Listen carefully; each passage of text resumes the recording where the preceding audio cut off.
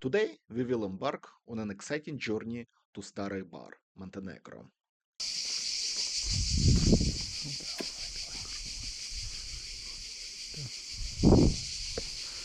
Stari Bar is a set of fortified ruins located about 5 kilometers inland from the Adriatic Sea coast.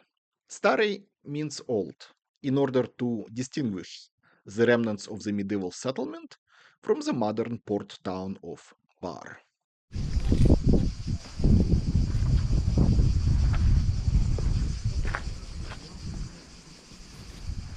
Stari Bar sits in the shadows of the three mountain ranges. Human settlement on its site existed since first millennium BC. Excavations show that the area around Stari Bar was initially inhabited by the Engheli tribe, an autochthonous ethnic group distinct from Illyrians.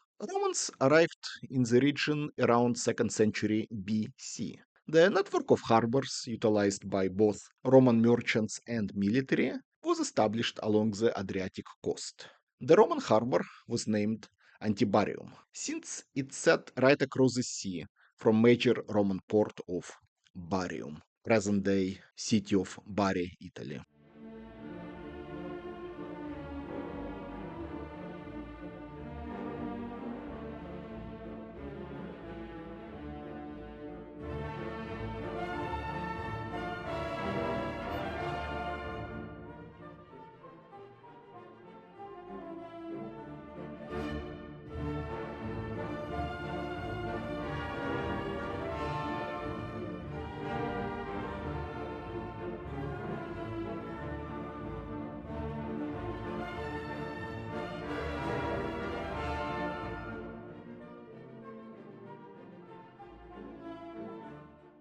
To protect the strategic port and guard the vast frontier, the inland Roman fortress was constructed. Now, there is a bit of a debate whether the initial Roman fortification stood over the precise site of Stari Bar. It was a Roman practice to build the fortresses at some distance from the coast to guard against any potential attacks from frontier. The position on the rocky hill, surrounded by cliffs on three sides and overlooking the mountain ranges and the valleys, would have been an ideal location for an outpost. Following the breakup of the Roman Empire, Stari Bar found itself under Byzantine control. So the local elites continued to maintain closer ties to Rome than to Constantinople. By the 6th century, a church existed within the citadel. The walls of Stari Bar also protected the same Roman elites, as the Slavs and Avars arrived in the area in the 7th century. In the 9th century, Stari Bar was attested in the Byzantine documents as Antivari.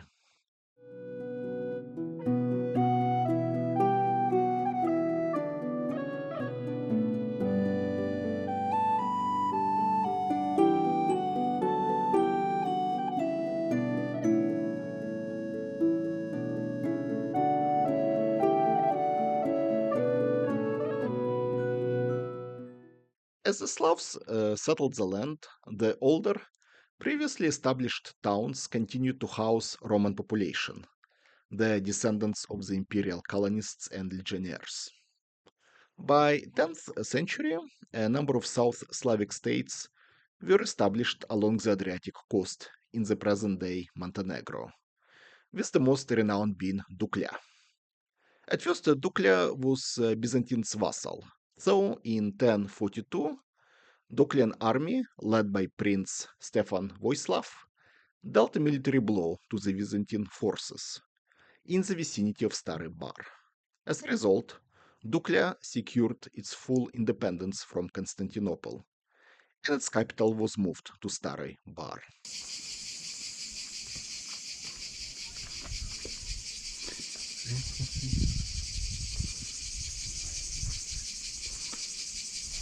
During the Dukljan period, an important landmark, Church of St. George, was built. In 1089, the Archdiocese of Bar was established. Even though Constantinople briefly returned control of Stari Bar in the second half of 12th century, in 1183 the town was conquered by Stefan Nemanja, arguably the most renowned medieval Serbian ruler, and incorporated into Serbian Empire. For the next 2 centuries, its harbor functions as the main port of the Serbian Empire. Stari Bar enjoys prosperity.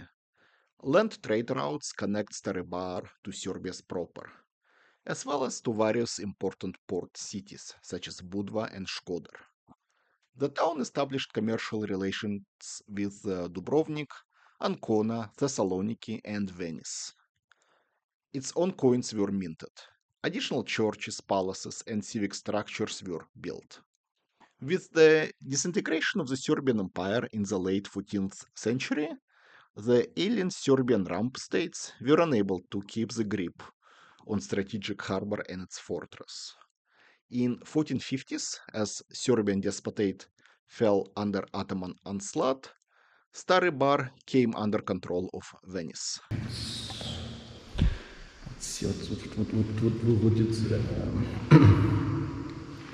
Let's see what did ancestors left the message for posterity. Bost Jan Simona. Wow, was forever. It's bullshit like that. Снежа, Юля, Юра. Good. Where are you, Снежа, Юlia, and Юра? Sarah. Now, here I'm going to repeat myself for the 100th time or so. Venetians, anticipating the clash with Ottomans, poured resources to enhance fortifications and bring the existing walls up to their engineering standards. The fortress was retrofitted, new bastions, towers, and gates constructed. For nearly 100 years of Venetian rule, Stari Bar came under Ottoman attacks at least 6 times. It managed to survive a 4-year siege between 1499 to 1503. Finally, in 1571, Stari Bar fell to the Ottomans. Venetian presence on the Montenegrin coast was reduced to immediate environs of Kotor and Budva. Yeah.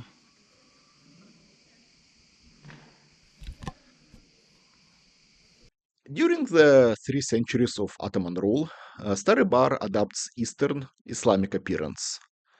The most memorable landmarks from the Turkish period include the 17th century hammam and the 18th century aqueduct that supplied growing town with water.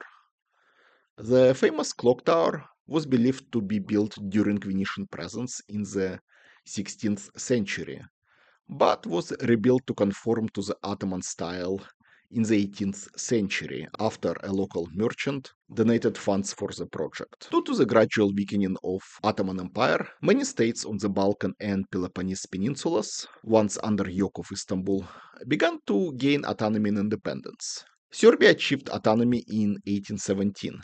Greece fought for its independence until 1832. Principality of Montenegro was established in 1852, though the area of the principality was small, centered around its capital, Cetinje, and without coastal access. Stari Bar, as well as Montenegro's current capital, Podgorica, remained under Ottoman rule.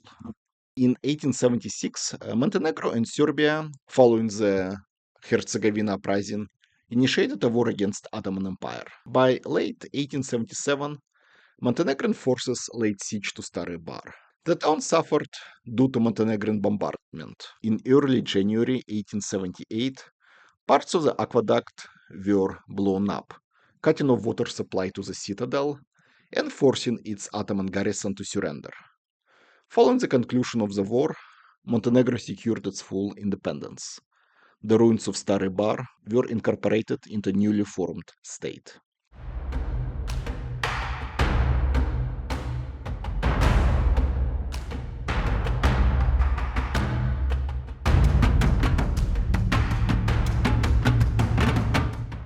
Following the war, the population of Stari Bar began to migrate.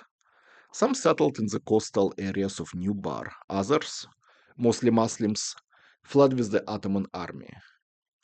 Ammunition depot explosions in 1881 and 1912 drove away the remaining population. Stari Bar further suffered damage due to continuous earthquakes that would roll through Montenegro, the last major one being in 1979. In the 1950s, first major excavation and archaeological work took place.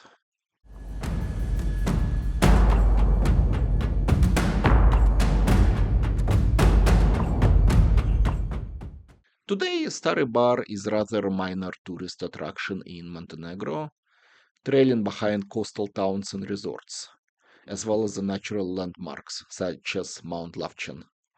About 1,500 people call the area around the castle home, with another 15,000 inhabiting New Bar by the harbor.